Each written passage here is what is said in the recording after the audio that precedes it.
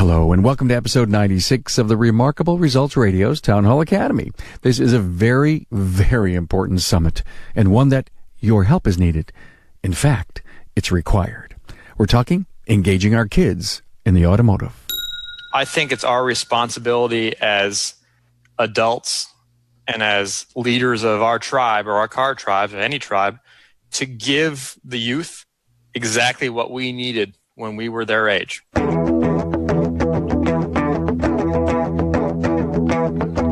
Welcome, automotive aftermarketers, to a Remarkable Results Radio Town Hall Academy. Listen to learn just one thing from today's episode on your journey to remarkable results.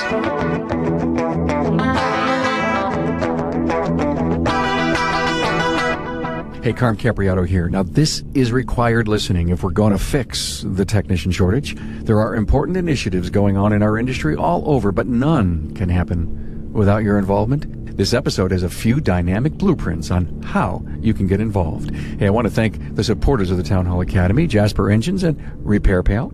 Here's another reason to choose Jasper. It's their commitment to continuous improvement.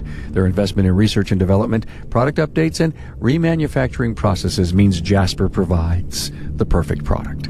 Hey, when it comes to Repair Pal, did you know 2,200 shops and growing get an average of 8 to 12 new customer calls from Repair Pal every month? There are no long-term contracts, and referrals from partners like CarMax and USAA add even more value.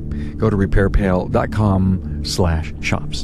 Hey, there's a lot going on in the industry as it relates to engaging our youth. One great example of a tool you can use right now is a PowerPoint created by and for ASCCA members. Their leadership, including Rocky Kamenian and John Epstein, gave me permission to give you the presentation as a download on this episode's show notes page. This is a great tool for the next Career Talk, PTA meeting, or Rotary presentation you're going to give. Find this download and others mentioned on the show notes page at remarkableresults.biz/A096. And thank you to ASCCA. Now, to help you get inspired and recognize the task you must commit to, listen intently to the passion my guests have for engaging our young people in the automotive. With me is Frank Leutz from Desert Car Care in Chandler, Arizona, and host of the top-rated Wrench Nation radio show and podcast. Patrick McHugh from Bimmer Rescue in Richmond, Virginia, who has created a middle school STEM class he offers at his shop. And John Gustafson, the president and CEO of Gustafson Brothers, Huntington Beach, California, who holds 3 student boot camps each year.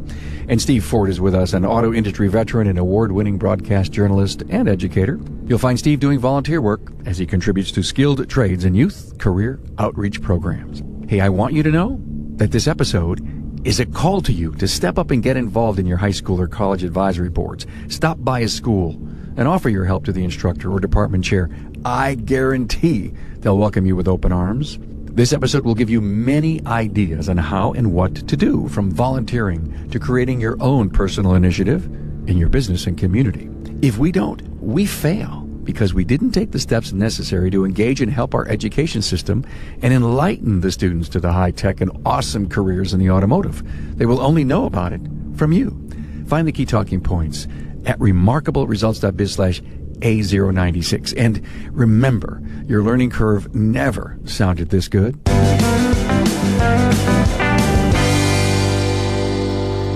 What an exciting topic today. Oh my God, engaging kids in the automotive. I've got some of the best guests in the industry that are passionate for kids, and we know how important kids are to us in our world here today in the automotive.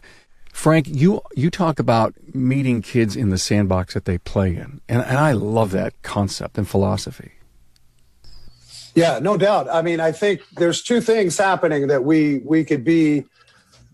There's 2 fences that I see this right now with the shortage that kind of goes hand in hand with going from now hiring to now mentoring. Forget now hiring. It's all about now mentoring. So in order for us to get in to these kids, we can't expect them to come to us.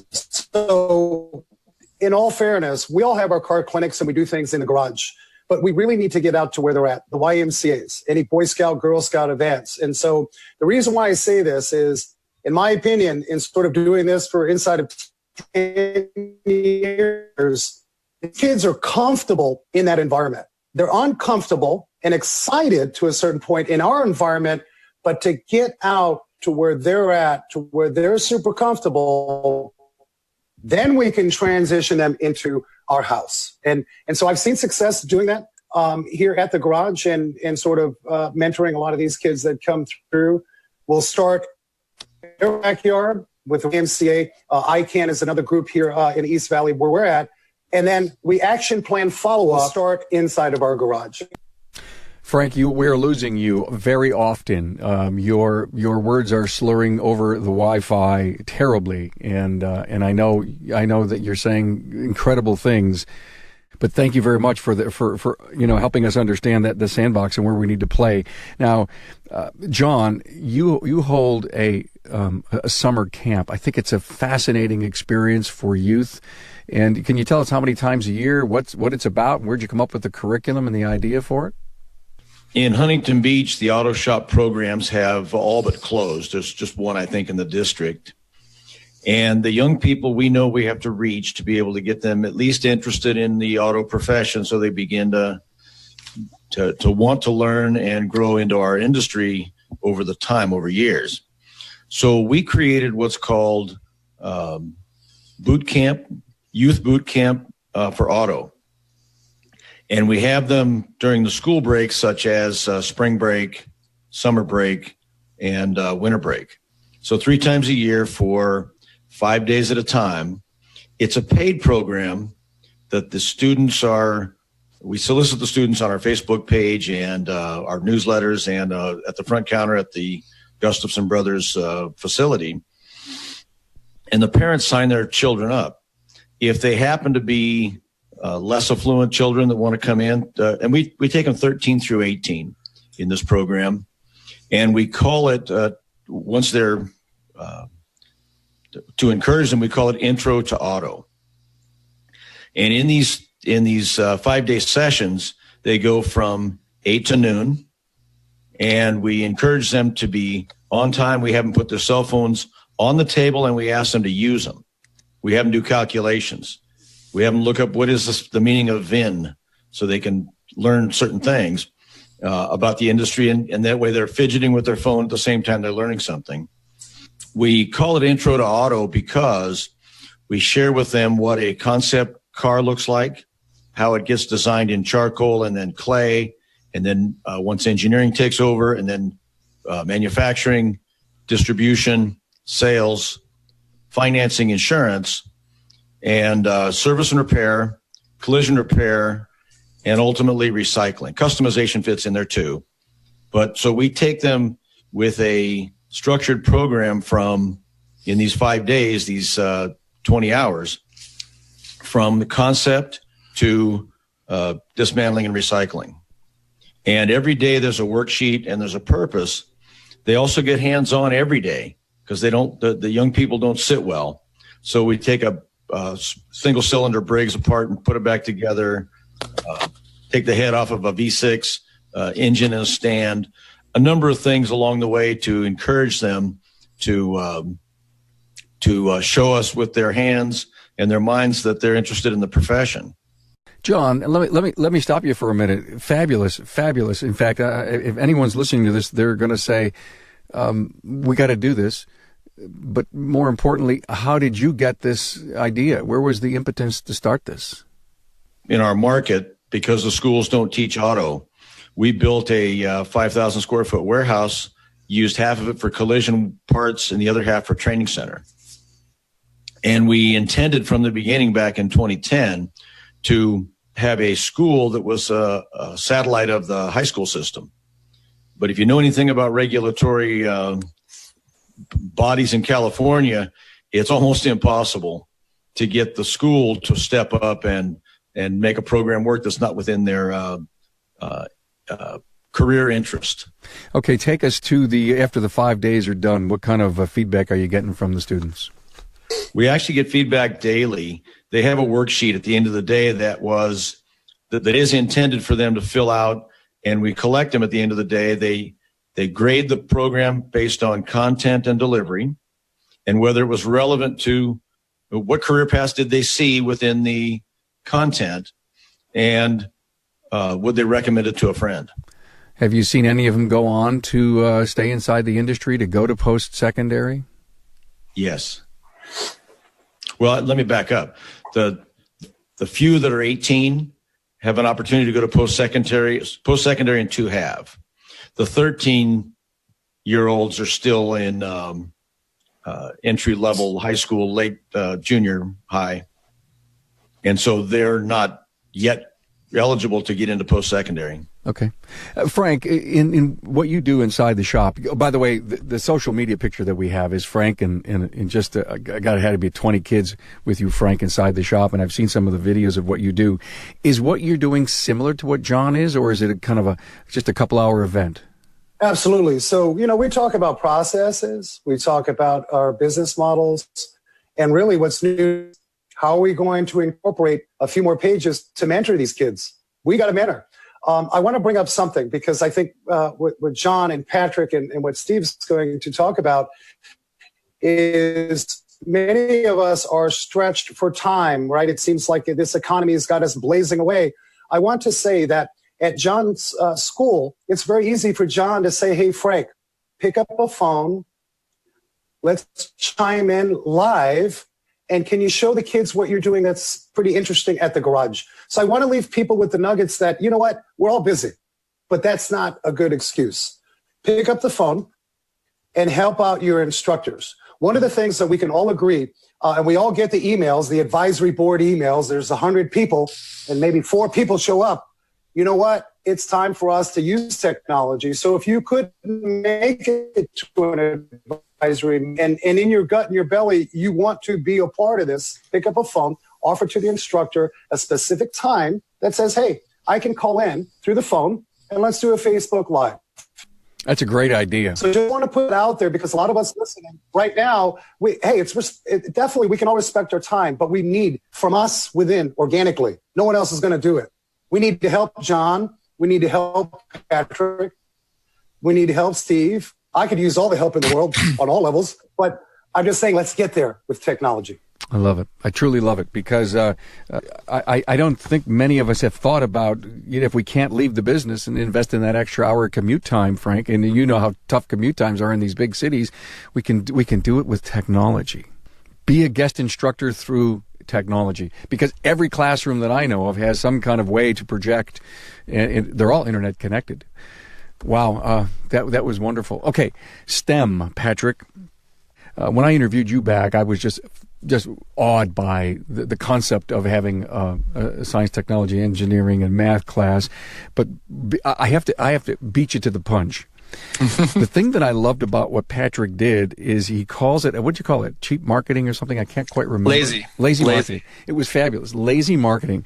He basically went to his customers and says, listen, I'm going to have a STEM class here. Do you know any kids in middle school who would love to come? And he used his customers to recruit. Yep. So what Frank and John have been talking about, number one, I praise you guys. You guys are just doing fantastic things. Like just puts tingles down my spine thinking of the work that you've put into like our next generation of auto technicians. I, on the other hand, don't have the time to do like what you guys, the things you're doing on the level you're doing them. But I have to get off my butt and do it. I have to do this. I'm very passionate about youth and helping people grow. Because a lot of people did that for me when I was 14. You know, there were heroes in my life that took me under the hood of the car and got me interested and set me down a path. So I have to do that for other people. It's just something I have to do. But I'm 33 years old. I've got 2 kids, a 3-year-old and a 1-year-old, and I have literally about 0 time to devote to this. So I have to take a lazy approach. And I hope this will resonate with a lot of the other shop owners that are in the same boat as me, that are just trying to grow their businesses, trying to be successful, trying to be profitable, and don't have a lot of extra time for this stuff. I have to take a lazy approach. So what I do is I find an advocate, somebody who I know is connected with kids of this age. And I say, hey, you want to do a STEM class? Bring me the kids. Do the hardest part of the job for me, which is find the kids and bring them to me. I'll do the rest. You know, to me, the class is easy. Once you get them in, it's a basic curriculum and, you know, that we've designed, and it's very easy. It's getting the kids to show up and getting the sign-up sheet straight. So I've basically found ways to get other people to do that work for me. I find people in my community that will bring kids to me. And last weekend we had a class, STEM class. We did 2 sessions, one in the morning, one in the afternoon.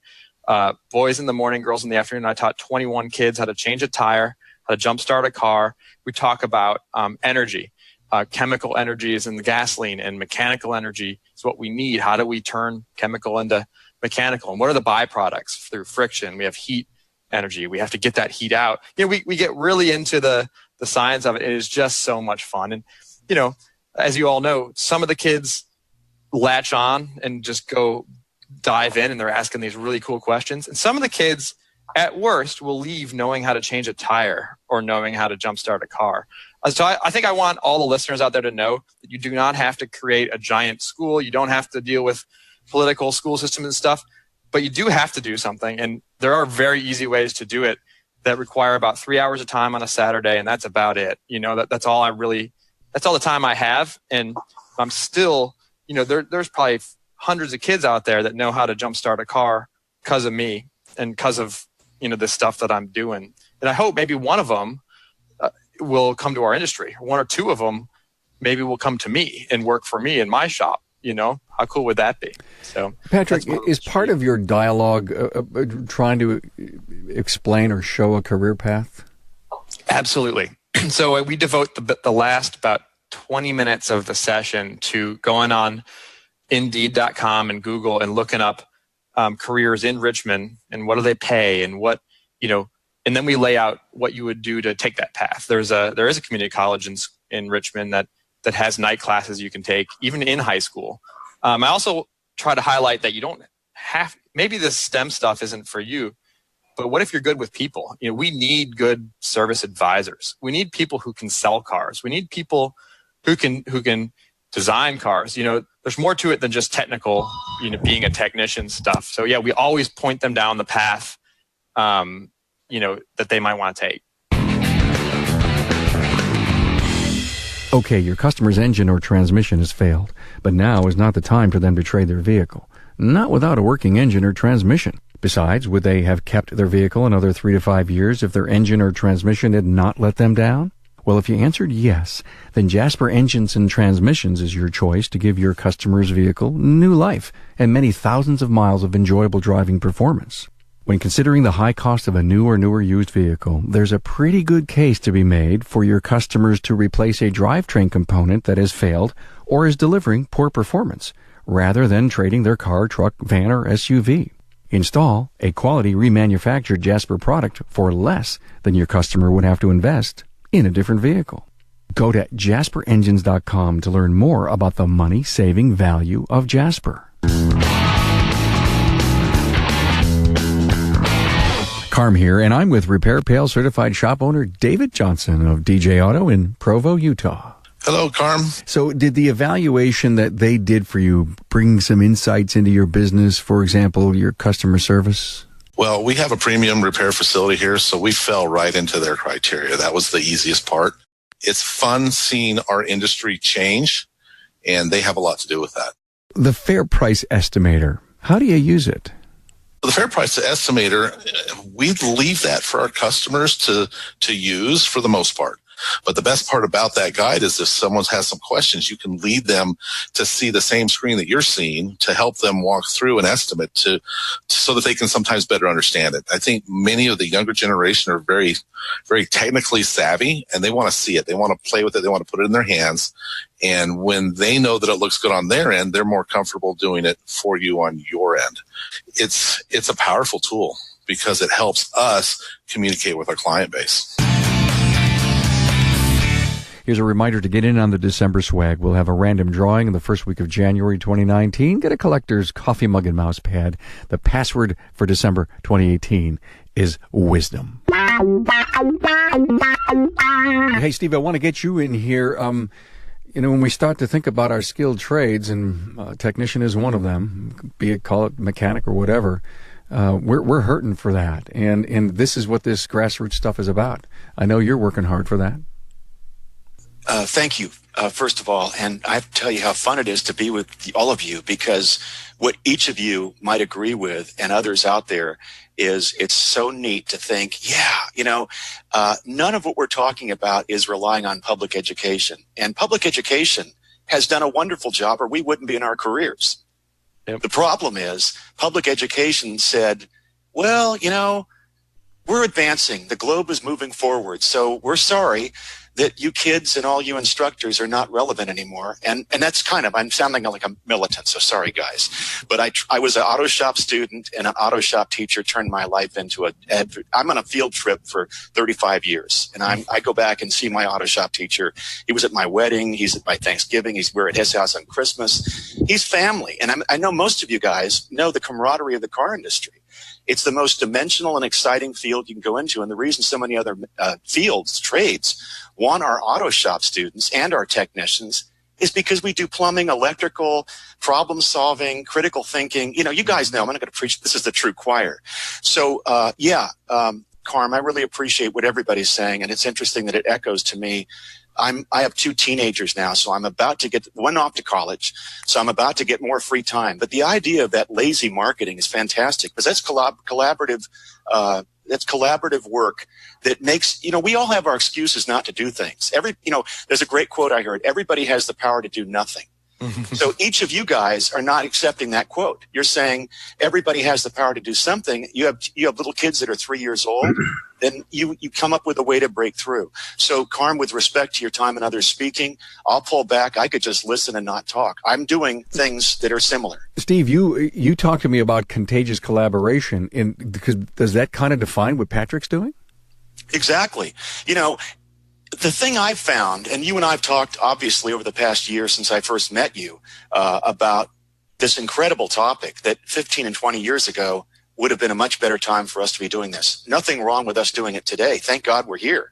But, a lot of people in the auto industry were innocently standing by thinking that public education was envisioning the same future we envision, which is the on-ramp to STEM is hands-on. STEM is the ultimate STEM class for 50 years was auto shop. Yep. And is that fair?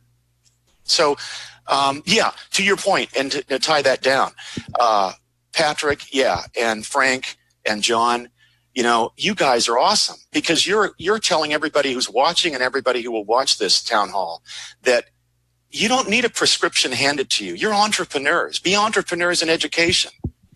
That's what we need, because auto shop's not coming back as it was in the 20th century. It's not even needed. Tune-ups, setting the timing, rebuilding a carburetor. That was what we did in the 20th century. Today, we're computer technicians, and the public doesn't know it. So an interesting thing, too, I know there's listeners out there, once again, they're in the same boat as me. They're busy, still wondering, well, I don't know if I really need to do this.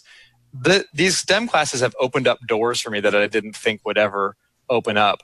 I make sure that when 15 kids come to my class, that their parents come as well. So standing around the back of the kids are all the parents of all the students. And they're listening just as much as the kids. I guarantee there are parents out there that don't know how to jumpstart a car or, jack up a car and change a tire. Doors open up when you're talking to these parents. One of the parents that was in my class turned out to be in the Virginia House of Delegates. She's in politics. And after the class, she reached out to me and said, this is like the coolest STEM class we've ever had. All the STEM classes that my kid has been to, a lot of them haven't been hands-on. They've been just tours of factories and walking around. And so you let my kids touch electrical wires together and make sparks and realize there's energy inside the wires and stuff like that. And I told her, listen, if you ever need my voice, you know how passionate I am, just let me know. And another one of them is a commercial real estate agent. Guess what I'm looking to buy right now? I'm trying to buy a building, my first building for a shop. So now she's out there looking for buildings for me. Doors open up, and what better referral to get than from a parent who came to your STEM class? This stuff just totally spreads good, and it's nothing bad comes from it. Let's talk about the engagement. Frank, I know that, on day one when you said, hey, I'm going to go out and involve youth because I love youth, you hang out with youth all the time.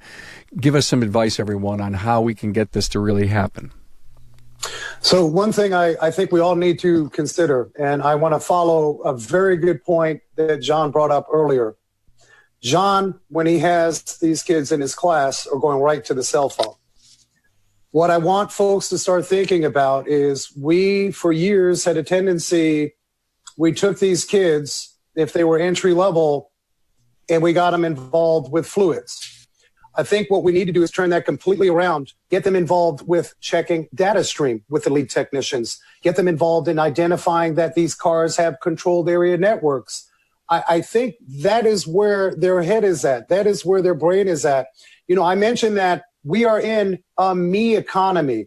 We cannot force the widget of a triangle anymore into the circle by way of, well, we're going to put this kid and he's going to pour the oil in. We have to get sexy by way of where their head is. When I say sexy mechanical, and I'm careful how I say that, guys, but I'm telling you that these kids, they want to see technology. And if we don't initially give them the opportunity for that, they will get bored, move on, and we will lose them to other industries that are doing that very thing.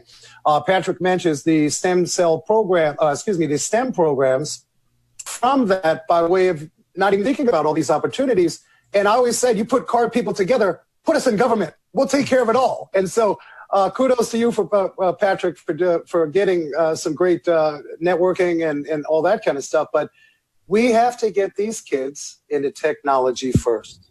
Mm-hmm. All the other stuff is byproduct. So just remember that when you mentor a student or you have a younger C-level individual, we can't forget that. During our STEM classes, one of the first things we do, we don't really get into fluids and basic stuff that much.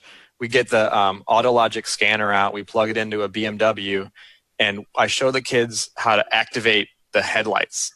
And on the test car that we used last time, it had those headlights that turn left and right and up and down, and we manipulated the headlights and made them move around. And then we made the taillights turn on. And I was trying to get them to correlate the fact that when you're pushing that button, you're placing a request to a computer, which decides if it's safe to turn the headlights or close the windows, and then the computer relays, a message to the motor, and their eyes lit up. I didn't really see that coming, but they made the car do something. They manipulated the car. They're used to doing that stuff, so we love that. I love that. That's great. The margin that we're all talking about is that one step beyond our beaten path. And unknown to us in past years, kids, imagine 20 graduating classes of high school students not knowing the difference between a Phillips and a slotted or a blade screwdriver. I went with Picture Cars, who did the Fast and Furious. I was next to them in a middle school a few weeks back. And we got talking. I'm a car guy, and I'm there volunteering. I got called because I'm a graduate of Granada Hills High School, and I speak to my high school as a guest speaker. By the way, whenever I'm out doing appointments as journalist or whatever the things I'm doing, I'll call schools and spend 20 minutes at a school nearby. So just a side note, I'll speak to 4 to 6 schools a month typically. And I'm a dad and I've got work at the same time. So I respect, it's not like I'm heroic, but each of us is a hero if we speak to one school, to those students, because nobody else is going in unless it's the local Napa or CarQuest or O'Reilly, or I don't know what people might be, or salespeople and marketing, regional people from the aftermarket CARM. But what I want to note is that when we reach over that margin in anything we're doing, I would submit 3 things I've done, CARM, that I've talked to you about, and I'd share with the other gentlemen and folks that might be viewing this. I wasn't sure when I went out in past years where the opportunities would come up. But yesterday I spoke to a Rotary Club with Van Nuys High School as my guest, with Skills USA students there. And I introduced them. I would be happy to carry on speaking about this topic, but I wanted to be the person who would introduce some great students. And 4 Skills USA students came with us, the instructor, Mr. Joe Agruso from Van Nuys High School, and they wowed that Rotary Club. And that Rotary Club has engaged those students talking for 15 minutes after our program about volunteering, coming to their schools. These aren't automotive people. But then the students, one of them wants to be a neurosurgeon, one wants to be an engineer, one wants to be a physicist or something along those lines. Now, I know why Mr. Agruso brought those students, because these are auto shop students. They came in to work with their hands, and they do know the difference between a Phillips and a blade or slotted screwdriver. But when I was at that school, that middle school, I ended up drawing 2 circles for every kid that walked by our station. And you can get carried away on the psychology of what these represent or something. It's a squiggle or whatever. What does it mean? What I asked them was, if I asked you to go get a screwdriver, what are you going to get? They said, oh, go get a screwdriver. I said, if I say a Phillips, what are you going to get? They said, it's a screwdriver, right? I said, yeah, but you need to know, what kind of screwdriver do I want? And they typically have this look on their face of, what? And then I draw the circles, and I draw an X, and I'd say, have you ever seen a screw that looks like that? Oh, yeah. At restaurants, inside cars, on the walls. That's a Phillips screwdriver. So if I send you off to get a screwdriver, you don't get the right tool. And they giggle and talk. And these are middle school students. And they walk off, and I say, go home and ask your parents if they know what a Phillips screwdriver is. Yeah. That's the margin, right? You know what I mean? So we're engaging in a conversation. So, Patrick, you're a role model for all of us because, for me, I hope I can inspire others, any men and women watching in our field. Okay. If you can see any kids and ask them if they know the difference between a blade and a Phillips and a slotted screwdriver, one, and I'm going to close on this, one is an X and one is a line. That's my training module for my 2 minutes of instruction to any student. Okay. So That's how easy it is to make a difference. And I did that to about 100 students. And I looked over at the gentleman who was from Picture Cars, and we laughed. And I said, class is complete for me. I was here about careers, but we're starting really basic here to say you can now be more manually competent. Have a nice day, and don't forget the car culture. See ya. Yeah, go take something apart. Yeah, right. Don't let your parents catch you with that toaster until it's all spread out on the table. Exactly. Phillips, or you're going to need a slotted. So these ideas. So I joined the Murphy Auto Museum nearby. They have 100 cars from 100 years of cars. We had no program. Now we engage the Girl Scouts. When they call us, we have curriculum. We have tools set aside. We have cutaways of alternators and radiators and things like this. And we do the teens clinic. We do the tire changing jump start. We walk around ancient cars, and I point to a leaf spring and I say, doesn't that look like what you'd see on a wagon, from the Old West? Yeah. What do you call that? That's a suspension, right? That's a leaf spring. Let's go over and look at a coil spring. Now we're putting the vocabulary in there. I'm not going to try to take them deep into the car, but we're the margin between saying, we see them at car shows. Oh, look at them with their sons and daughters. And that's why I said, Carmen, in your show notes, at every Cars and Coffee, the hoods are up and a bunch of old guys and gals walking around saying, is it a Holly? Is that an Edelbrock? It's pretty cool. Well, to me, it's like the kids don't even know what we're talking about. As soon as we look down to them and we say, can you find the engine? Oh, that's easy. It's right there. Can you find the radiator? Yeah.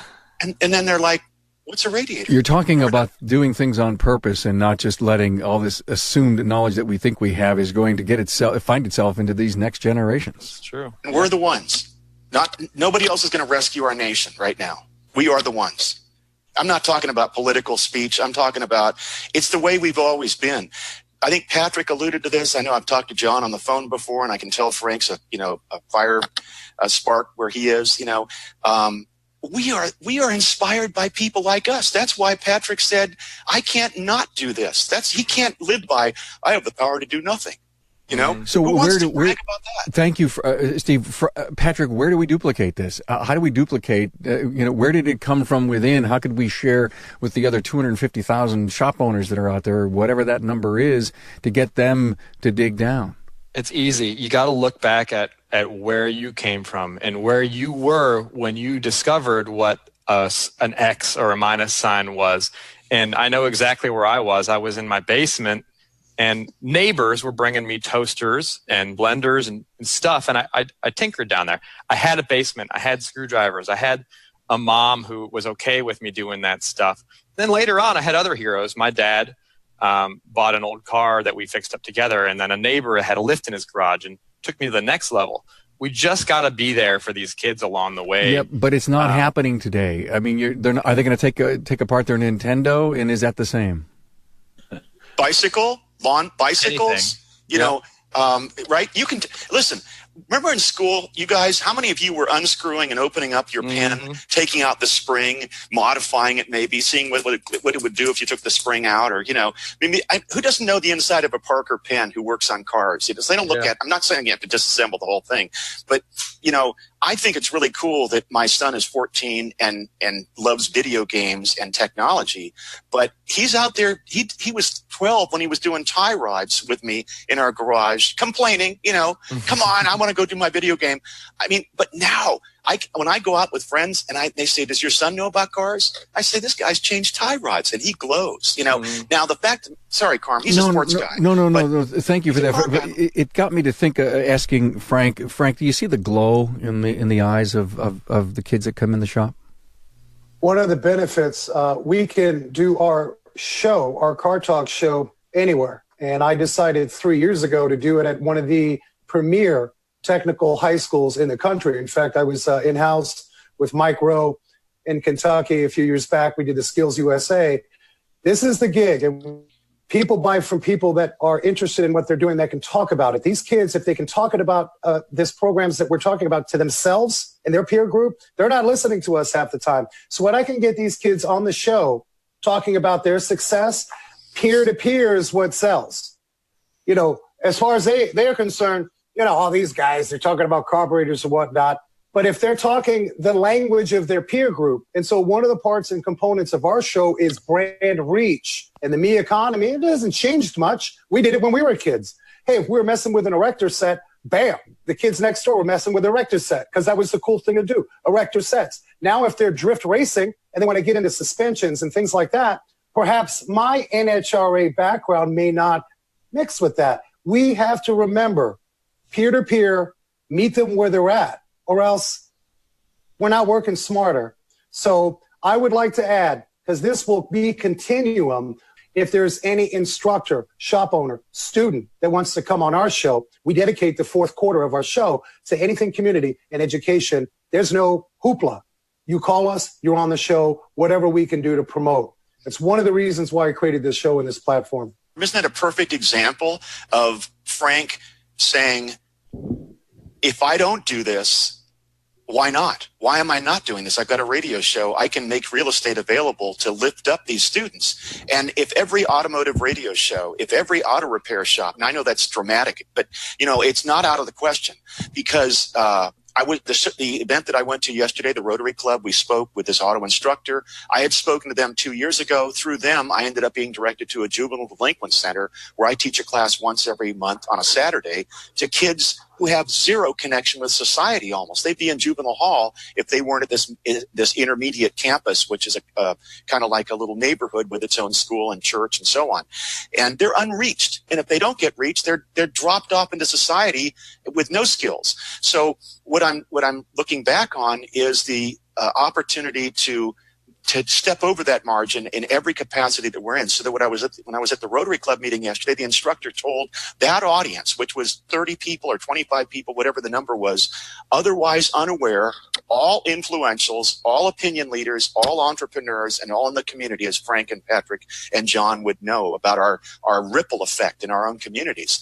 And to my dismay, I thought there were 10 auto programs in the Los Angeles Unified School District. Now, understand, we're the second car capital of the nation.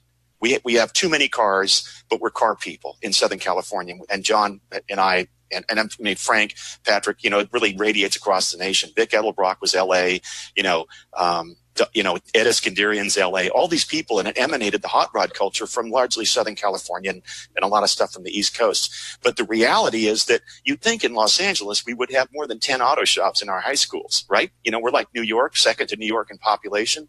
We had 100 auto programs in 1985, 100. Now we have 7 as of yesterday. And the instructor, I'll be talking to him after the show, in fact, to call and say, which 3? He said 3 of those 7 are now about to be closed. And I'm thinking, okay, you're the state of California, John. You mentioned it, about the state of California. God bless California. It's a fun state.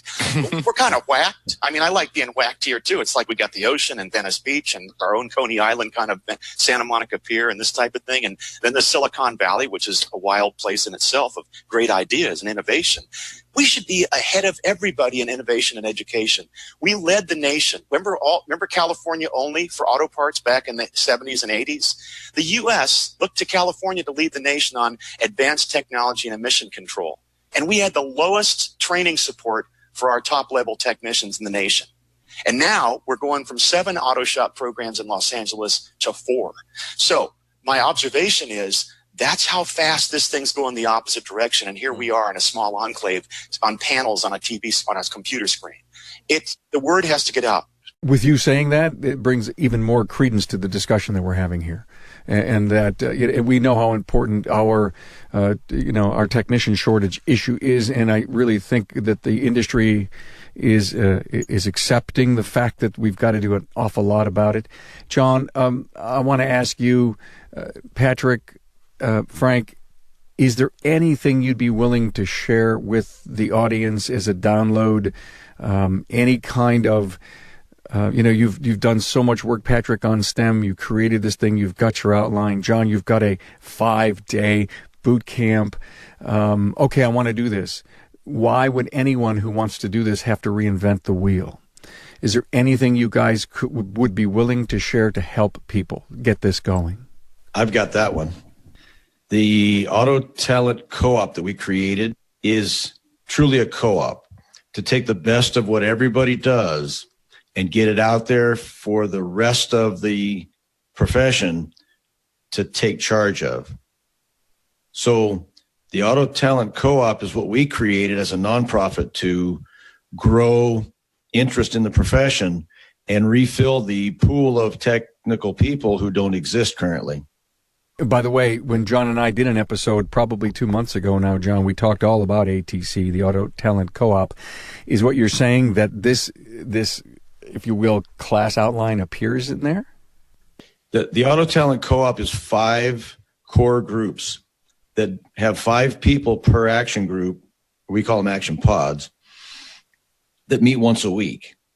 And the 5 pods, the first 3 are the critical ones. They are the career path pod, then there's recruiting, and then there's training. And there's 5 members on each one of these pods. The last 2 are sustainable and must have, and that's where the vendors get involved, and there are people on the street. But if someone wanted to create a 5-day boot camp, would you help them get started? Absolutely. Okay. That's all I care about. Look in the show notes when this podcast is republished by next Wednesday, and look for the email to John. John, can we put your email on there? Absolutely. Thank you.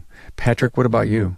I would love to help. The saddest thing to me about this whole topic is that I'm pushing so hard, and I think I might be one of the only shops in town, in my city, that's doing this. And if anybody wants a very simple, very basic, very loose curriculum on doing an adult or a kid's STEM class, about a 2 or 3 hour session, I'll put it in the show notes. I'll give it to you, put it in the show notes as well. I'll share it. If you want to contact me personally, I'd be happy to walk you through some more of the nuts and bolts of how this works. There are certain pitfalls. You've got to be very safety conscious during this stuff. There are some risks here. There are pitfalls you can fall in that I'll help you through. If anybody wants a personal session with me, I'll walk you through how to make this happen. If you don't have a lot of time and you just want to help some kids learn some stuff, let me know. I'm happy to spread it around. So he said a mouthful there. There are some pitfalls. So when someone decides to pull off any kind of major program like this, there's that learning curve that we all go through in everything we do. And the beauty of getting your wisdom after having done so many of these will help us not fall into a pit, as you say, Patrick. Every single Town Hall Academy goes places that I never expected it to go. No doubt I had a really strong feeling based on the panel that is here that this thing was going to be a home run.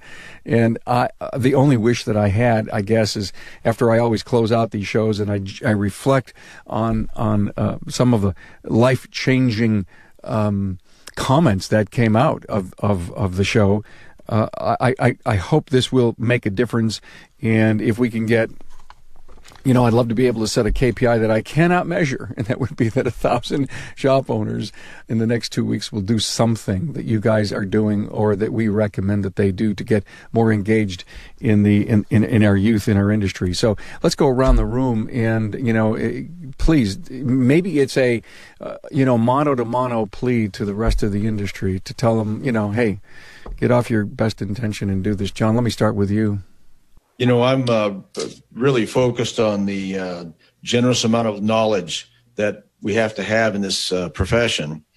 And I hope that people listening to this broadcast will look at the website for the nonprofit we have, the autotalentco-op.org, and sign up to participate.